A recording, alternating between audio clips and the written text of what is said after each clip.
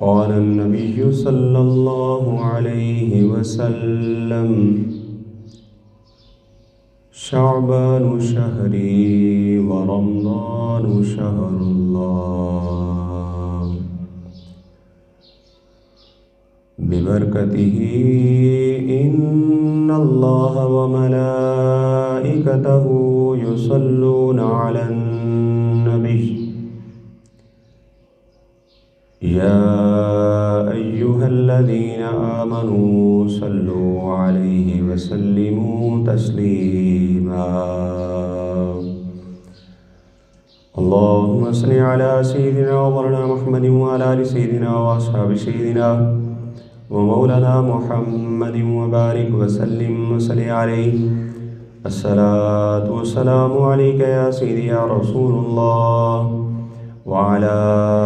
آلك وأصحابك يا سيدي يا حبيب الله الصلاة والسلام عليك يا سيدي يا رحمة للعالمين وعلى آلك وأصحابك يا خاتم النبيين بلغ العلا بكماله كشف الدجى بجماله حسن جميع خصاله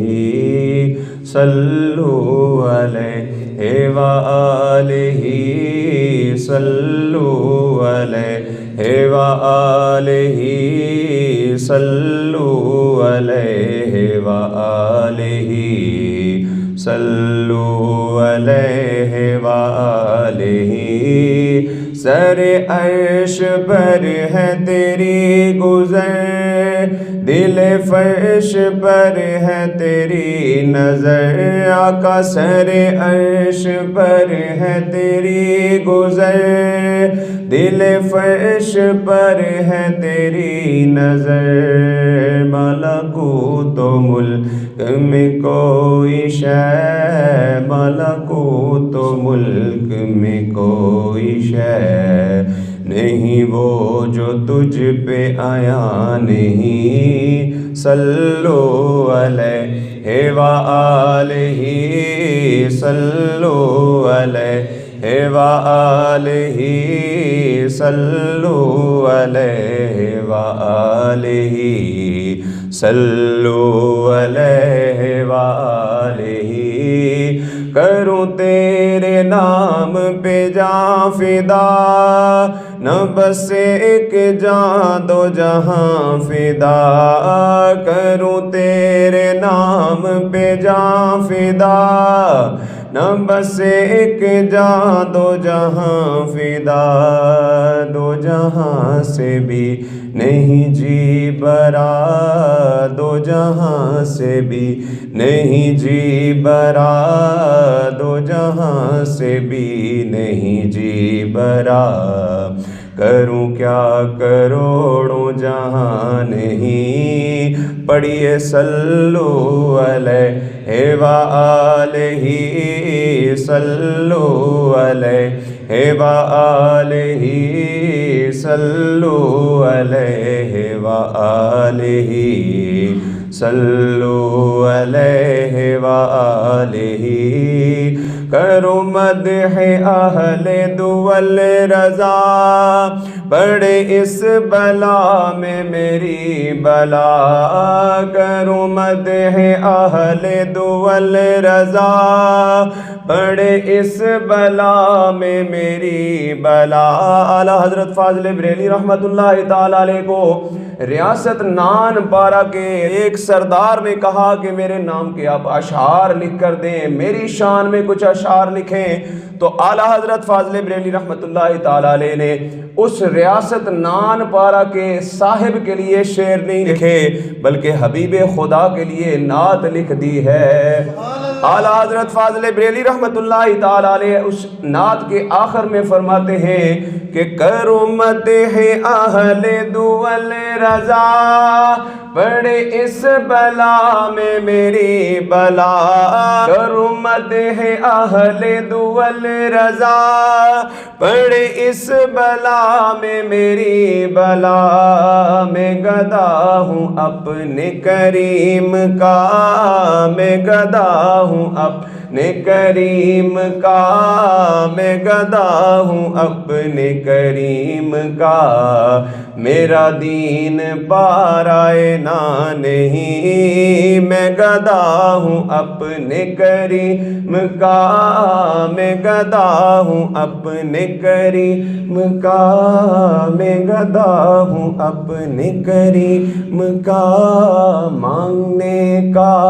شعور دیتے ہیں وہ، مانگنے کا شعور دیتے ہیں، جو بھی مانگو ضرور دیتے ہیں، مانگنے کا شعور دیتے ہیں، جو بھی مانگو ضرور دیتے ہیں، ہم نیازی کسی سے کیوں مانگے، ہم نیازی کسی سے کیوں مانگے، ہم کو سب کچھ حضور دیتے ہیں، میں گدا ہوں اپنے کریم کا، میں گدا ہوں اپنے کریم کا، میرا دین پارائے نہ نہیں، صلو علیہ وآلہ، صلو علیہ وآلہ، صلو علیہ وآلہ، صلو علیہ وآلہ۔ مولاي صلی وسلم دائما ابدا علی حبیبک خیر الخلق کلہم، یا صاحب الجمال و یا سید البشر، من وجهک المنیر لقد نور القمر، لا يمكن الثناء کما کان حقہ بعد از خدا، بزرگ توئی قصہ مختصر۔ بندہ پروردگارم امت احمد نبی، دوست دار چار یارم طبع اولاد علی، مذہب حنفیہ دارم ملت حضرت خلیل، خاک پائے غوث اعظم زیر سایہ ہر ولی۔ بعد از حمد و ثنا و درود و سلام نبی مکرم شفیع معظم احمد مجتبیٰ جناب محمد مصطفیٰ صلی اللہ علیہ وسلم۔ معظم محتشم سامعین وقار، شعبان المعظم کا مبارک اور مطہر مہینہ رواں دواں ہے، اور اللہ تبارک و تعالیٰ کا لاکھ لاکھ شکر ادا کرتے ہیں کہ خالق کائنات نے یہ مبارک اور مطہر ماہ ہمیں عطا فرمایا۔ اللہ تبارک و تعالیٰ اس ماہ میں ہمیں کثرت کے ساتھ عبادات و ریاضات کرنے کی توفیق عطا فرمائے۔ حضرات وقار، رب کائنات نے اس کائنات کے اندر انسانوں کی سہولت کے لیے بے شمار مخلوقات کو تخلیق فرمایا، اور یہ ہر ذی شعور جانتا ہے کہ اللہ تبارک و تعالیٰ کی پیدا کی ہوئی تمام چیزیں ایک جیسی نہیں ہیں۔ جیسے کہ رب کائنات نے انسان کو تخلیق فرمایا تو لقد کرمنا بنی آدم کا تاج انسان کے سر پر سجایا اور انسان کو سب سے اشرف المخلوقات بنا دیا۔ یہ رب کائنات کا کرم ہے کہ اس نے انسان کو تخلیق فرمایا، لیکن انسان بھی سارے برابر نہیں ہیں، بعض کو بعض پر فضیلتیں عطا فرمائی ہیں۔ اسی طرح رب کائنات نے فرشتوں کو تخلیق فرمایا، ان گنت اور لا تعداد کروڑوں اربوں کی تعداد میں فرشتے ہیں، اور ان فرشتوں کو بھی اللہ تبارک و تعالیٰ نے بعض کو بعض پر فضیلتیں عطا فرمائیں، اور پھر سارے فرشتوں میں سے 4 کو اپنا مقرب بنا لیا۔ حضرت جبرائیل علیہ السلام، حضرت میکائیل علیہ السلام، حضرت اسرافیل علیہ السلام اور حضرت عزرائیل علیہ السلام، ان 4 کو اللہ تبارک و تعالیٰ نے اپنا مقرب بنایا، مقربین میں شامل فرمایا۔ لیکن ان 4 کے بھی درجات برابر نہیں ہیں۔ رب کائنات نے ان 4 فرشتوں میں سے حضرت جبریل امین کو تمام انبیاء کی بارگاہ میں حاضر ہونے کا شرف عطا فرما کر، تمام انبیاء کی بارگاہ میں بار بار حاضری کا شرف عطا فرما کر، جبریل امین کو رب کائنات نے تمام فرشتوں میں اعلیٰ مرتبہ عطا فرما دیا۔ اور اسی طرح رب کائنات اس کائنات کے اندر 1,24,000 کم و بیش انبیاء کرام کو رب کائنات نے اس دنیا کے اندر مبعوث فرمایا۔ نبی ہونے کے لحاظ سے تو سب برابر ہیں، لیکن ہر نبی کا مرتبہ جدا ہے، ہر ایک کی عظمت جدا ہے۔ رب کائنات تیسرے پارے کی پہلی آیہ مبارکہ کے اندر ارشاد فرماتا ہے تِلْكَ الرُّسُلُ فَضَّلْنَا بَعْضَهُمْ عَلَى بَعْضٍ، ہم نے رسولوں میں سے بھی بعض کو بعض پر فضیلتیں عطا فرمائی ہیں۔ سارے انبیاء بھی ایک جیسے نہیں، 1,24,000 کم و بیش انبیاء کرام میں سے 4 انبیاء کو اللہ تبارک و تعالیٰ نے سب سے بلند مرتبہ عطا فرمایا۔ حضرت ابراہیم علیہ السلام، حضرت موسیٰ علیہ السلام، حضرت عیسیٰ علیہ السلام اور حضرت محمد مصطفیٰ صلی اللہ علیہ وسلم۔ حضرت ابراہیم کو رب کائنات نے خلیل اللہ بنا دیا، حضرت موسیٰ کو رب کائنات نے کلیم اللہ بنا دیا، حضرت عیسیٰ کو رب کائنات نے روح اللہ بنا دیا، اور حضرت محمد مصطفیٰ کو رب کائنات نے حبیب اللہ بنا دیا۔ سب سے اعلیٰ مرتبہ عطا فرما دیا۔ پوری دنیا کے اندر لاکھوں کروڑوں اربوں مساجد ہیں، لیکن ساری مسجدیں برابر نہیں ہیں۔ مسجد ہونے کے اعتبار سے تو ساری برابر ہیں کہ ساری اللہ کے گھر ہیں، لیکن ساری مسجدیں فضیلت کے اعتبار سے جدا فضیلت رکھتی ہیں۔ غیر جامع مسجد کی فضیلت اور ہے، جامع مسجد کی فضیلت اور ہے، پرانی مسجد کی فضیلت اور ہے، نئی مسجد کی فضیلت اور ہے۔ اور رب کائنات نے مساجد میں سے بھی 4 مساجد کا انتخاب فرمایا۔ مسجد طور سینا کو رب کائنات نے مقام و مرتبہ عطا فرمایا۔ پھر رب کائنات نے مسجد اقصیٰ کو باقی مساجد میں سے بلند رتبہ عطا فرمایا، اور رب کائنات نے مسجد نبوی کو دنیا کی باقی ساری مسجدوں میں سب سے زیادہ فضیلت عطا فرمایا۔ اور اسی طرح رب کائنات نے مسجد حرام کو، بیت اللہ کو اپنا گھر ہونے کا شرف عطا فرما کر پوری دنیا کی مساجد پر فضیلت عطا فرما دی۔ سال کے اندر 365 دن ہیں، لیکن سارے دن بھی برابر نہیں ہیں۔ بعض دنوں کو بعض پر فضیلت عطا فرمائی، اور سال کے دنوں میں سے 4 دنوں کو اللہ تبارک و تعالیٰ نے اپنے لیے پسند فرمایا۔ ان 4 دنوں کی بھی بڑی فضیلت ہے۔ عیدین کے دن، 2 عیدیں جو ہیں، ان دونوں عیدوں کے دن اللہ تبارک و تعالیٰ نے ان دنوں کو پسند فرمایا۔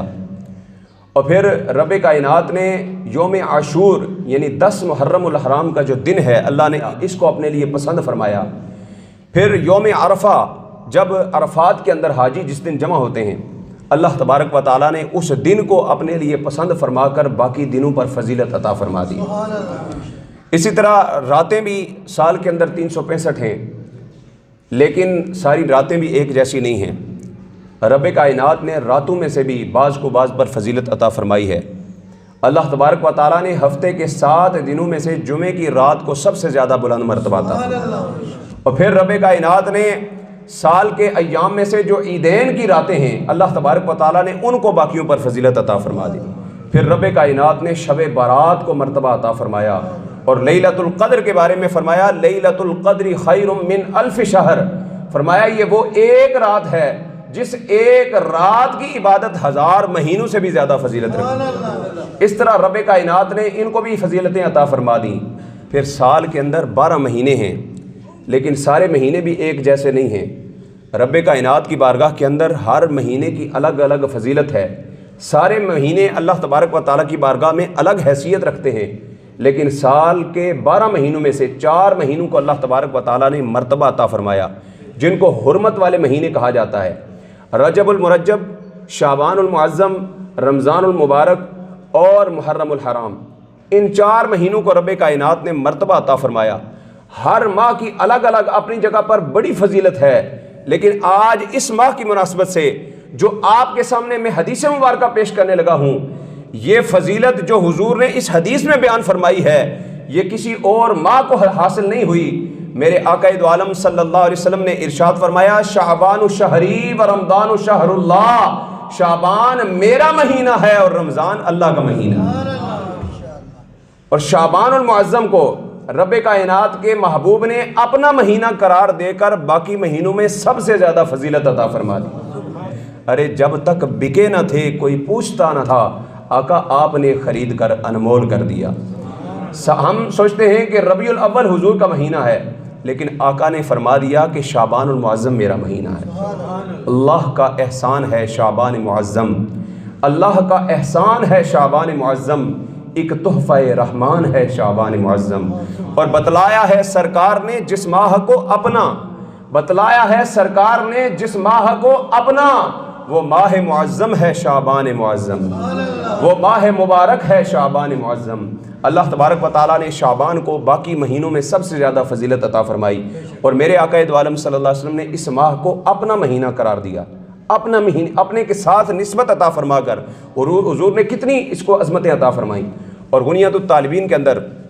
غوث سمدانی شہباز لمکانی حضرت الشیخ سید عبد القادر جیلانی بغدادی رحمۃ اللہ تعالیٰ علیہ، آپ فرماتے ہیں حضور نے فرمایا شعبان شہری، کہ شعبان میرا مہینہ ہے۔ اس ماہ کو حضور نے اپنے ساتھ نسبت کی ہے، تو اس ماہ کے اندر کثرت کے ساتھ حضور کا ذکر بھی ہونا چاہیے۔ اس ماہ کو حضور نے اپنے ساتھ تشبیہ دی ہے، اپنے ساتھ نسبت دی ہے کہ شعبان میرا مہینہ ہے۔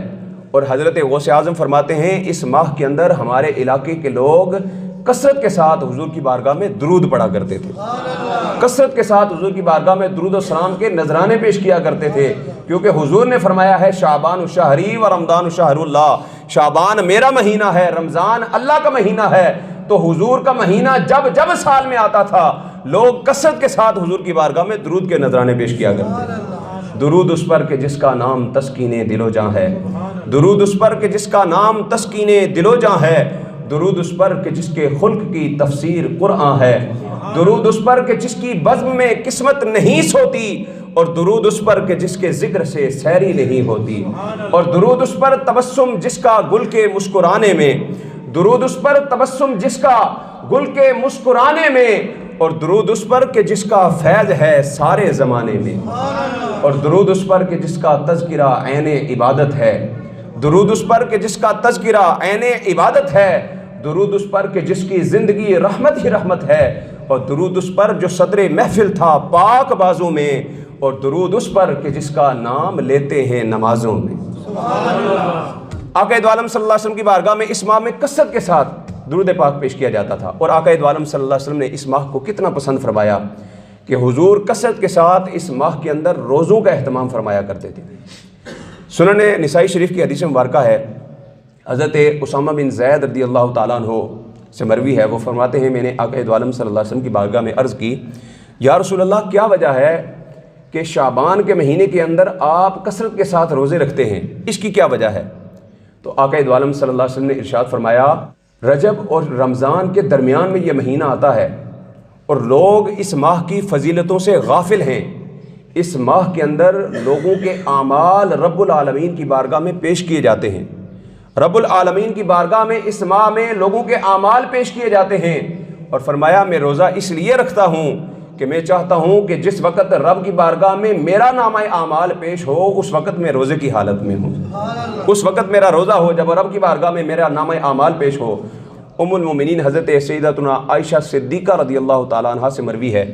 وہ فرماتی ہیں رسول اللہ صلی اللہ علیہ وسلم پورے شعبان کے روزے رکھا کرتے تھے، پورا مہینہ روزہ رکھتے۔ تو میں نے عرض کی یا رسول اللہ صلی اللہ علیہ وسلم کیا وجہ ہے کہ آپ اس ماہ کے اندر پورا مہینہ ہی روزوں میں گزار دیتے ہیں، آخر کیا وجہ ہے؟ ارشاد فرمایا اے عائشہ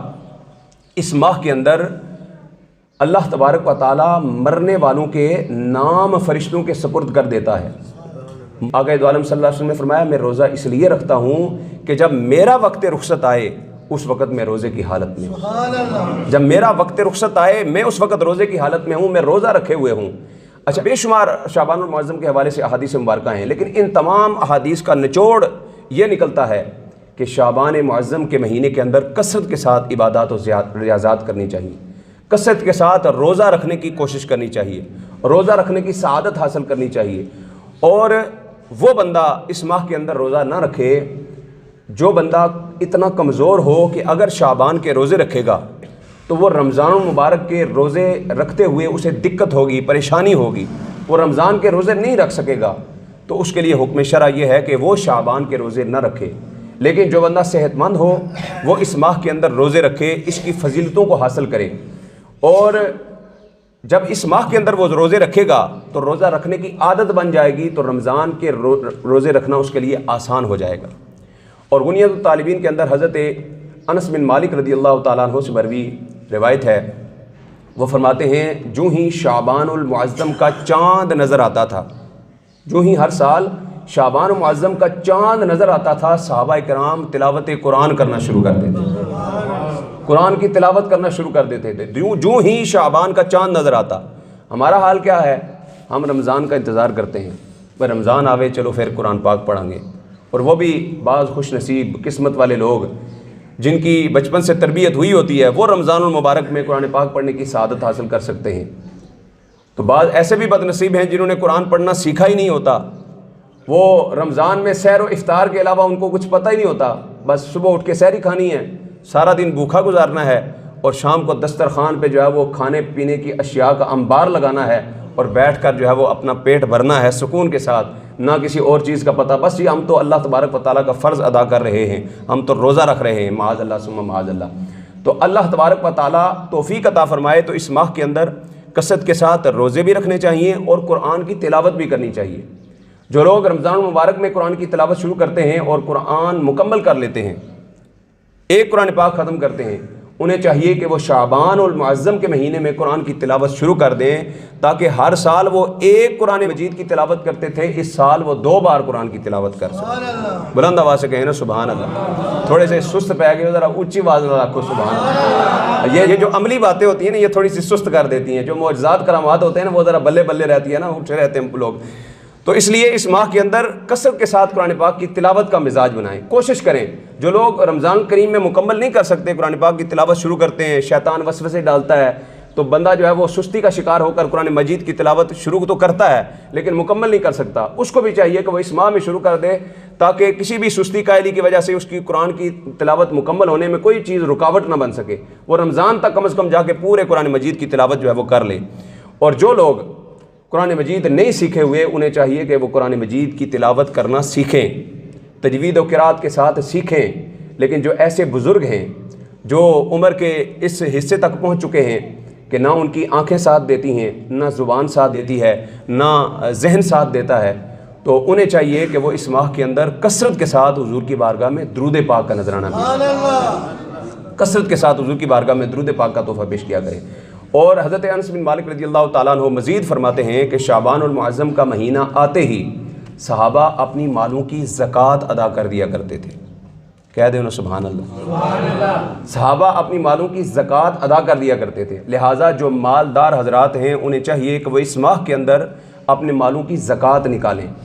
اور اگر وہ کسی اور ماہ کے اندر زکوٰۃ نکالتے ہیں، کیونکہ اس میں سال گزرنا ضروری ہوتا ہے، تو اگر کسی اور ماہ کے اندر اپنی زکوٰۃ نکالتے ہیں تو اس ماہ کے اندر بھی وہ غرباء کی مدد کیا کریں۔ صحابہ اس لیے اس ماہ میں زکوٰۃ دیا کرتے تھے تاکہ رمضان سے پہلے ہی غرباء جو ہیں وہ اپنی رمضان کی تیاری کر سکیں، تو آسانی کے لیے وہ اس ماہ کے اندر جو ہے وہ زکوٰۃ نکالا کرتے تھے۔ اور اسی طرح صحابہ کرام اپنے قرضے اس ماہ کے اندر ادا کر دیا کرتے تھے۔ اور حضرت انس بن مالک رضی اللہ تعالیٰ عنہ فرماتے ہیں بے شمار صحابہ ایسے تھے جو تمام تر معمولات سے فراغت اختیار کر کے شعبان المعظم کے اندر ذکر اذکار میں مشغول ہو جاتے تھے، اور جو ہی رمضان المبارک کا چاند نظر آتا تھا وہ غسل کر کے مسجد کے اندر اعتکاف میں بیٹھ جایا کرتے تھے۔ تو اللہ تبارک و تعالیٰ کی بارگاہ میں عبادت کا مزاج بن جاتا تھا، کیونکہ شعبان معظم آپ کو پتہ ہے شب برات جب آتی ہے، جو ہی پچھلے سال کا سارا نامہ اعمال اللہ کی بارگاہ میں پیش کیا جاتا ہے، پھر اللہ تبارک و تعالیٰ اگلے سال کے لیے جو جہاں تک رزق پہنچانا ہے، جس تک جو ہے وہ جس کو زندگی دینی ہے، جس کو موت دینی ہے، وہ سب کچھ فرشتوں کے سپرد کرتا ہے۔ لکھا ہوا تو وہ ازل سے ہے لوح محفوظ میں، لیکن فرشتوں کے سپرد کیا جاتا ہے۔ تو اس لیے اس ماہ کے اندر کثرت کے ساتھ عبادت و ریاضت اس لیے بھی کرنی چاہیے تاکہ سال کے جو آخری ایام ہیں وہ بھی اللہ کی عبادت میں گزریں، اور جب سال شروع ہو رہا ہو، شب برات کی رات جو سال کی پہلی رات اگلی آ رہی ہوتی ہے، نیا سال نامہ اعمال کا شروع ہو رہا ہوتا ہے، اس رات کو بھی اللہ کی عبادت کر کے اگلے دن روزہ رکھ کے سال کی ابتدا بھی اللہ کی عبادت کے ساتھ کی جائے۔ اس لیے اس ماہ کے اندر کمر بستہ ہو جائیں کہ ہم نے اللہ تبارک و تعالیٰ کو راضی کرنا ہے۔ یہ نہ ہو کہ پورا سال جس طرح باقی ماہ ہمارے غفلت کے اندر گزر جاتے ہیں، یہ شعبان المعظم کا مہینہ بھی گزر جائے، اور پھر رمضان کے اندر کمر بستہ ہونا ذرا مشکل ہو جاتا ہے. ایک دم سے باری بوجھ جو ہے وہ اٹھانا، ایک دم سے قرآن کی تلاوت بھی شروع کرنا، جو ہے وہ نمازیں بھی شروع کر دینا، تراویح بھی شروع کر دینا، یہ انسان کے اوپر، طبیعت کے اوپر بوجھ بن جاتا ہے. اس لیے بھی طبی لحاظ سے بھی اگر آپ اس ماہ کے اندر ہی نماز کا مزاج بنا لیں گے، قرآن کا مزاج بنا لیں گے، نوافل کا مزاج بنا لیں گے، تو انشاءاللہ العزیز رمضان المبارک کے مہینے کے اندر آپ کے لیے آسانیاں ہی آسانیاں پیدا ہو جائیں گی. انشاءاللہ اللہ تبارک و تعالیٰ مدد عطا فرمائے گا. اور آخری بات آپ کے سامنے عرض کروں گا، جو ہی رمضان المبارک کا مہینہ آتا ہے نا، تو اکثر لوگ کیا کرتے ہیں، بازار میں جاتے ہیں، کسی بک شاپ پہ جاتے ہیں، قرآن پاک خریدتے ہیں، سورہ یاسین خریدتے ہیں، دیگر اوراد و وظائف کے جو ہیں وہ وظیفے خریدتے ہیں، اور خرید کر لا کر اس کو مسجد کے اندر رکھ دیتے ہیں کہ جی لوگ پڑھن گے تو سانو ثواب ملے گا. اس میں کوئی شک نہیں کہ آپ نے بہت ہی اچھا عمل کرنا ہے، اگر یہ کرنا ہے تو بہت اچھا عمل ہے. لیکن آپ اس مسجد کی الماریاں کھول کر دیکھ رہے ہیں، بالکل بھری ہوئی ہیں، کوئی بھی قرآن پاک رکھنے کی جگہ نہیں ہے. تو اب مجھے بتائیں، یہاں پر قرآن تو کثیر تعداد میں موجود ہیں لیکن پڑھنے والے ہی موجود نہیں، تو پھر اس قرآن کو رکھنے کا کیا فائدہ ہے؟ تو لہٰذا آپ جو پیسہ آپ قرآن پاک خرید کر یہاں پر رکھنے پر لگائیں گے، یا تو کوئی ایسی مسجد ہو، ایسی جگہ ہو جہاں پر قرآن پاک نہ ہو، وہاں پر رکھیں تو پھر تو بہت بہتر ہے. لیکن جہاں پر موجود ہوں وہاں رکھنے سے بہتر یہ ہے کہ وہی پیسے کسی غریب کو، کسی مستحق کو، یا پھر مسجد کے اندر ہی غلے کے اندر ڈال دیے جائیں، مسجد کی خدمت کے اندر لگا دیے جائیں، کسی اللہ کے بندے کو دے دیے جائیں. وہ زیادہ فضیلت والا عمل ہے. تو اس لیے کوشش کریں اس ماہ کے اندر اپنا مزاج جو ہے وہ نیکیوں کی طرف بنائیں، نماز پنجگانہ کا ذہن بنائیں. جو لوگ 5 وقت کی نماز نہیں ادا کر سکتے وہ کوشش کریں کہ اس ماہ کے اندر لازماً ہر صورت میں شیطان کو جو ہے وہ دھکے دے کر پیچھے پھینکتے ہوئے مسجد کے اندر گھسیں اور آ کر اللہ تبارک و تعالیٰ کی بارگاہ میں سجدہ ریزیاں کریں. اللہ تبارک و تعالیٰ عمل کی توفیق عطا فرمائے. وما علینا الا البلاغ.